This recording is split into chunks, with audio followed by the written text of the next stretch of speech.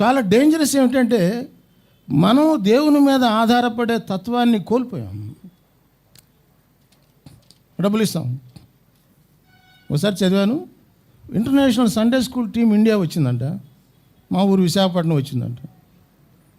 వచ్చిన తర్వాత ఆ Sunday school international chairman Sunday స్కూల్కి వెళ్ళి పిల్లలందరినీ చూస్తే సండే స్కూల్ టీచరు మా వాళ్ళని ఏమన్నా ప్రశ్నలు ఏంటి అందంట. నువ్వేం చెప్తున్నావంటే నేను యెహోషువ యెరికో మీద దండయాత్ర చేయడం గురించి చెప్తున్నానండి అందంట. ఆమె దగ్గర ఆ బొమ్మలు అవి ఇవి ఉన్నాయి.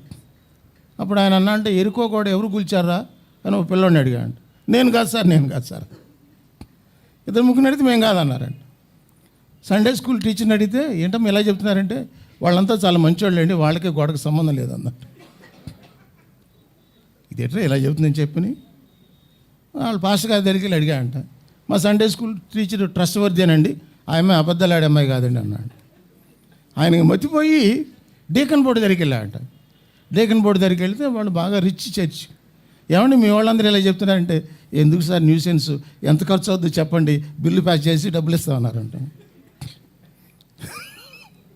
అంటే చర్చి అంటే ఇది నేను జోక్గా చెప్పినప్పటికీ ఎంతగా వాడి దగ్గర ఫైనాన్స్ ఉన్నాయి, కట్టించుకుందాం, ఎందుకు గోల, అది ఎరుకో గోడ అయితేనే చైనా గోడ అయితేనే అనవసరం. మనకు కనిపించేది ఏమిటంటే దేవుని మీద ఆనుకొని ఆధారపడే స్వభావం ఎంతగా మనం కోల్పోతున్నాం. That we call Christianity. How it can be Christianity. మనలో కూడా నేను గమనించింది ఏమిటంటే చాలా కడు దీనస్థితిలో ఉన్నప్పుడు గతి లేక దిక్కు లేక దేవుని మీద ఆధారపడ్డారు. ఇప్పుడు దేవుడు చాలా ఆశీర్వదించాడు. వెనక్కి తిరిగి చూసుకుంటే అంగబలం ఉన్నది, అర్ధబలం ఉన్నది, కులబలం ఉన్నది, చాలా రాజకీయ బలం అన్నీ ఉన్నాయి. ఇప్పుడు వాడికి దేవుడి మీద ఆధారపడాల్సిన అవసరం ఏమాత్రం కనిపించట్లా. వాడి మీదనే వాడు ఆధారపడుతున్నాడు. అందరూ అదే పని చేస్తున్నారు.